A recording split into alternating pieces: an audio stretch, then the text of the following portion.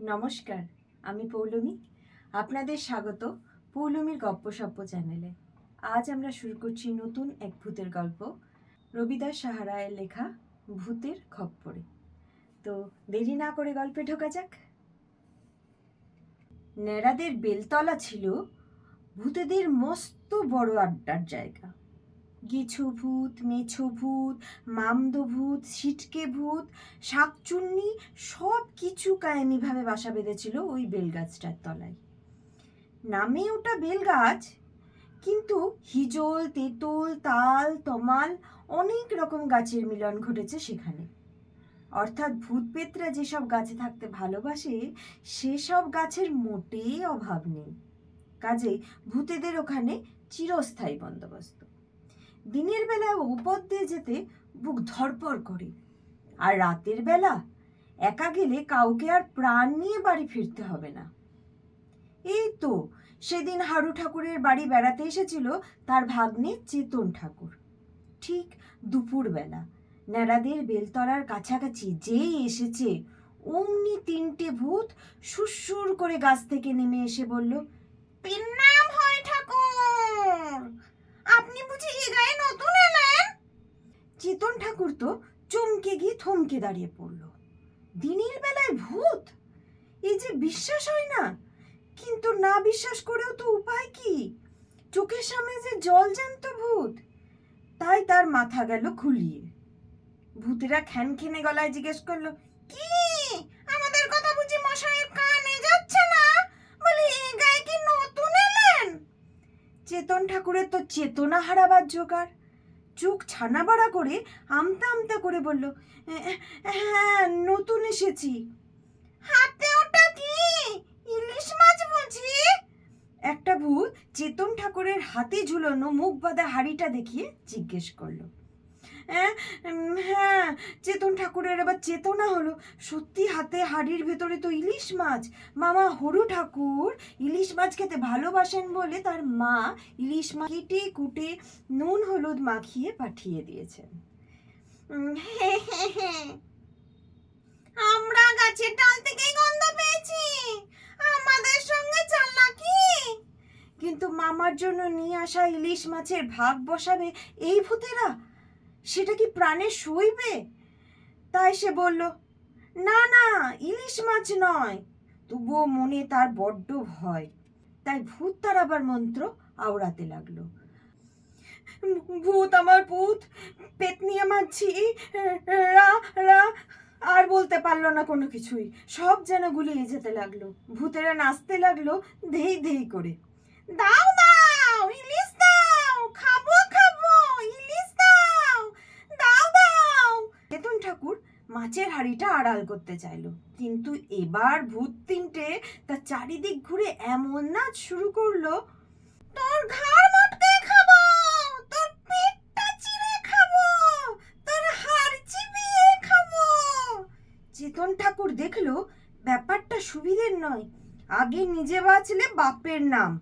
তাই মাছের হাঁড়িটা ছুঁড়ে ফেলে দে ছুট। ছুটতে ছুটতে চেতন ঠাকুর একেবারে মামার বাড়িতে, আর এসেই একেবারে অচৈতন্য। মাথায় 21 কলস জল ঢালবার পর নাকি চেতন ঠাকুরের চেতনা ফিরেছিল। চেতনা ফেরার পর হরু ঠাকুর ভাগ্নের মুখে শুনতে পেলেন সমস্ত কাহিনীটা। শুনেই তো চোটে একেবারে আগুন। কি ভূতের এত বড় স্পর্ধা! হরু ঠাকুরের ইলিশ মাছ খাবে ভূতেরা? আচ্ছা, রোশো। হরু ঠাকুর ঝাড়ফুঁক মন্ত্র জানতেন অনেক। সেই দিনই এক মুঠো সর্ষেতে মন্ত্র পড়ে ছড়িয়ে দিলেন বেলতলার সামনে। আর যায় কোথায়, হুড় হুড় করে গাছ থেকে নেমে এলো ভূতের দল। আর কি নাচন কোদন! হরু ঠাকুর বললেন, "আমার ইলিশ মাছ নিয়েছিস কেন?" ভূতেরা বলল, "আপনার ইলিশ মাছ নেব কেন ঠাকুর? সে তো একটা উটকো লোকের মাছ।" হরু ঠাকুর বললেন, "আমার ভাগ্নের মাছ, আমার জন্যই তো এনেছিল।" ভূতেরা বলল, "দোহাই ঠাকুর, তোমার মাছ জানলে নিতাম না, এখন সে মাছ খাইনি, নিয়ে যাও তোমার মাছ।" একটা ভূত গাছের ডাল থেকে নিয়ে এলো সেই হাঁড়ি। হরু ঠাকুর বললেন, "দে আমার এত স্বাদের ইলিশ মাছ, তবে তোরাও যখন আশা করেছিস তখন নে, এর থেকে 2-4 টুকরো নে। হরু ঠাকুর নিজেই লেজার আর মাথার কাছ থেকে 2-1 টুকরো পাতলা কাটাওয়ালা মাছ বেছে দিলেন। তবে আমাদের ছেড়ে দাও ঠাকুর, ভূতেরা কাকুতি মিনতি করতে লাগলো। হরু ঠাকুর আবার সর্ষেতে মন্ত্র ফুঁকে ভূতেদের মুক্তি করে দিলেন। তারপর হনহন করে ইলিশ মাছের হাঁড়িটা নিয়ে ছুটে চললেন বাড়ির দিকে। ভূতেরা মুক্তি পেল বটে, কিন্তু হরু ঠাকুরের ওপর মনে মনে খুব চটে রইল। ভাবলো বাগে পেলেই হরু ঠাকুরের ঘাড় মটকাবে। এইভাবে কেটে যায় 2 মাস, তারপর 1 বছর। একদিন সন্ধ্যাবেলায় হরু ঠাকুর ফিরছেন কাজল গায়ের হাট থেকে। হাতে ঝোলা ভর্তি হাটে সওদা মাছ, তরি তরকারি আর ফল ফলাতে। ফিরতে একটু দেরি হয়ে গেছে, তাই পথে আজ লোকজন নেই। বেলতলার কাছ দিয়ে যেতেই একটা যেন দমকা হাওয়া বয়ে গেল। গাটা ছমছম করে উঠল হরু ঠাকুরের। হঠাৎ দুম করে একটা শব্দ হলো। হরু ঠাকুর চমকে উঠেই দেখলেন একটা ভূত লাফ দিয়ে গাছ থেকে এসে তার সামনে পড়ল। সঙ্গে সঙ্গে আর একটা দুম শব্দ, দেখলেন আরো একটা ভূত লাফিয়ে তার সামনে এসে পড়েছে। হরু ঠাকুর অবাক হয়ে জিজ্ঞেস করলেন, কি রে, ব্যাপার কি? প্রথম ভূত হাত জোর করে বলল, আগে ঠাকুর মশাই, আমরা বড় বিপদে পড়েছি। হরু ঠাকুর জিজ্ঞেস করলো, কি বিপদ? ভূত বললে, আগে আমাদের বাবা গত হয়েছেন। কবে? এই মঙ্গলবার অমাবস্যার দিন। কি হয়েছিল রে? ওই বাগদি পাড়ার হাতি মাথাওয়ালা বাগদির উপর ভর করতে গিয়ে। হাতি মাথাওয়ালা বাগদি? সে আবার কে? ওই যে গো, তোমরা আবার ঠাকুর দেবতার নাম রাখো কি না? সেসব নাম আমাদের যে নিতে নেই। ওই যে সে গাঁজাখোর দেবতার ছেলেটা গো। ও, সেই গণেশের কথা বলছিস? গণেশ বাগদি? হ্যাঁ গো হ্যাঁ, ওর উপর ভর করতে গিয়ে তো এমন পেট খারাপ হলো যে সেদিন রাত্রে একেবারে অক্কা। হরু ঠাকুর মৌখিক শোক প্রকাশ করে বললেন, আহা, তোদের বাবা মরে গেল, বড় ভালো লোক ছিল রে। ভূত গদগদ স্বরে বলল, হ্যাঁ কর্তা, বাবা তো আপনাকে খুব ভালোবাসতো, তাই বলছি কি তার সৎ কাজটাও আপনি করে দিন না। হরু ঠাকুর অবাক হয়ে জিজ্ঞেস করলো, মানে কি করতে বলছিস আমাকে? আগে বাবার শ্রাদ্ধটা শুদ্ধভাবে করতে চাই, আমরা তো তন্তর মন্তর জানি না, কাজে পুরোহিতের কাজটা আপনাকে করতে হবে। এই কথা শুনে হরু ঠাকুরের বুকটা টিপ টিপ করে উঠল। সর্বনাশ, মানুষ হয়ে করবেন ভূতের পুরোহিতগিরি। চোখে তিনি আকাশ পাতাল দেখতে লাগলেন। এদিকে দুমদাম শব্দ করে আরো কয়েকটি ভূত গাছ থেকে লাফিয়ে পড়ল। সবাই ঘিরে ধরল হরু ঠাকুরকে। বলল, ঠাকুর মশাই, রাজি হতেই হবে, নইলে পথ ছাড়ব না। হরু ঠাকুর দেখলেন এই এক বিষম সংকট। এখন তো শিকার না হয়েও কোনো উপায় নেই। তাছাড়া পথে ঘাটে রাত বিরতে কত রকম বিপদ ঘটতে পারে। কাজেই এদের মন খুশি না করলেও চলে না। তাছাড়া একটা বুদ্ধি করে বাঁচতে তো হবে। তাই জিজ্ঞেস করলেন, তোদের বাবার শ্রাদ্ধ কবে? আজকে। সে কি রে, সন্ধে তো হয়ে এলো। সন্ধেবেলা কি শ্রাদ্ধ হয়? দিনের বেলা তো শ্রাদ্ধ হয়। আপনাদের মানুষজনদের শ্রাদ্ধ দিনের বেলায় হয়, আমাদের শ্রাদ্ধ রাত্রের বেলাতেই হয় কর্তা। হরু ঠাকুর দেখলেন মহা বিপদ, এবার তো রাজি হতেই হবে। তাই বললেন, শ্রাদ্ধ করা তো মুখের কথা নয়, জোগাড় যন্ত্র সব করতে হবে, তবে তো। ভূতেরা বলল, আমাদের জোগাড় যন্ত্র সব ঠিক আছে কর্তা, আপনি বসে গেলেই হলো, খাবার দাবারও সব তৈরি।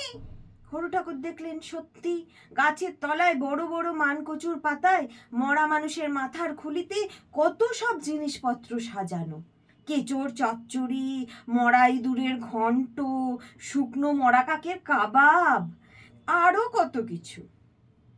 হরু ঠাকুর ওসব দেখে বললেন, সত্যি তোরা পেল্লায় আয়োজন করেছিস তো? গাছের তলায় টিম টিম করে বাতি জ্বলছে।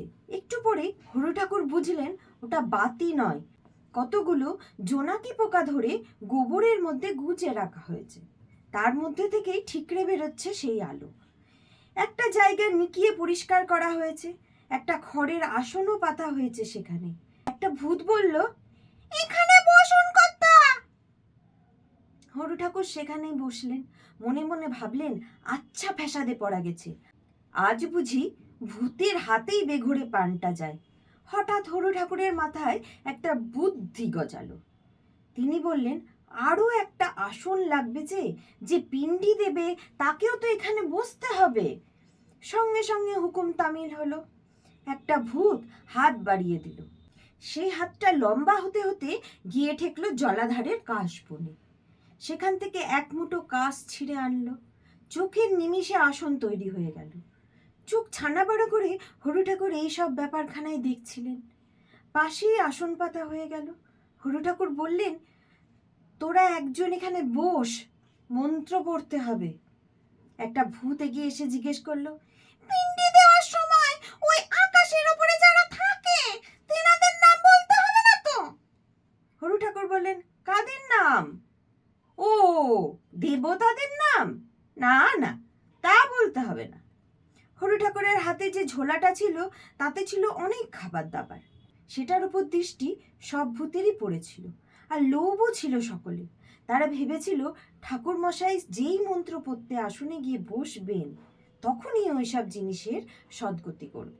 কাজেই হরু ঠাকুর ঝোলাটা পাশে রেখে আসনে বসতেই কয়েকটা ভূত উকি ঝুঁকি মারতে লাগলো। হরু ঠাকুর তা বুঝতে পেরে বললেন, শোন সবাই, তোরা উপোস করে আছিস তো? সাধ্য শেষ হওয়া না অবধি কিন্তু উপোস করে থাকতে হয়। এবার আর কোনো ভূতের মুখে রা নেই। হরু ঠাকুর বললেন, আমার ঝোলায় সন্দেশ, মিহিদানা, গজা, দরবেশ সব আছে, তোদের সাধ্যের জন্যই এনেছি। যে উপোস করে সাধ্যের মন্ত্র পড়বে সেই শুধু এগুলো খাবে। অন্য কারোর আজ ওসব কিন্তু খেতে এক্কেবারে নিষেধ। কথা শেষ করতে না করতেই একটা সিটকে ভূত আসনের ওপর গিয়ে বসে পড়ল। বলল, আমি মন্ত্র পড়ব।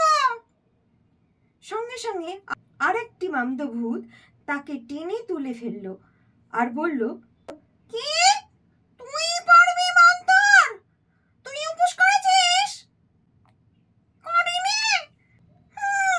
গোয়ালি পাড়ার গরুর বাচ্চাটাকে আজ খেললো কে? ওঠ ওঠ, আমি মন্ত্র পড়ব। বলেই দুপ করে মামদভূত আসনে বসে পড়ল। অমনি পাশ থেকে একটা মিছু ভূত তার গালে বসিয়ে দিল এক থাপ্পড়। বলল, কে, তুই পড়বি মন্ত্র? তুই আবার উপোস করলি কখন? পচা ডাবা থেকে পচা শামুকগুলো তুলে খেয়েছিস না? যা যা, আমি পড়ব মন্ত্র। হঠাৎ গাছ থেকে আর একটা গেছো ভূত লাফ দিয়ে ঘাড়ের ওপর উঠে পড়ে বলল, ফের মিথ্যে কথা বলছিস গোবরা, তুই আবার কোথাকার উপোসী? আজ সকালবেলাতেই তো গোসাইদের রাস্তা করে ঘেটে কত কিছু খেলি। মন্ত্র যদি পড়ি তবে আমিই পড়ব। গোবরাও ছাড়বার পাত্র নয়। সে ৮২ সিক্কা ওজনের এক থাপ্পড় বসিয়ে দিয়ে গেছো ভূত নন্টের গালে বলল, আমার ওপর করতলি করতে আসিস কোন সাহসে? তুই কি খেয়েছিস আমি দেখিনি? কি খেয়েছি? ব্যাং খেয়েছিস? ওদিকে আগের ভূতগুলো হাতাহাতি শুরু করে দিয়েছে। তুমুল হাতাহাতি। যে আসনে বসতে চায় তাকেই মারে। চোখের নিমিষে এক প্রলয় কাণ্ড বেঁধে গেল। হরু ঠাকুর বুঝলেন এই সুযোগ। তিনি তাড়াতাড়ি উঠে ঝোলাটা হাতে নিয়ে সেখান থেকে দেড় ছুট। মুখে মুখে রাম নাম আওড়াতে লাগলেন। যত দূর যান ততই তিনি জোরে জোরে রাম নাম বলে চেঁচাতে লাগলেন। ভয় যেন আর কাটে না। শেষ অবধি বাড়িতে পৌঁছেই নিঃশ্বাস ফেলে বাঁচলেন তিনি। তাহলে এতক্ষণ আপনারা শুনলেন এক মজার ভূতের গল্প। কেমন লাগলো অবশ্যই কমেন্ট করে জানাবেন। ভালো লাগলে লাইক এবং সাবস্ক্রাইব করতে অবশ্যই ভুলবেন না, এবং পাশে থাকা বেল আইকনটি টিপে দেবেন যাতে পরের গল্পের নোটিফিকেশন আপনাদের কাছে পৌঁছে যায়। নমস্কার, ভালো থাকবেন, সুস্থ থাকবেন।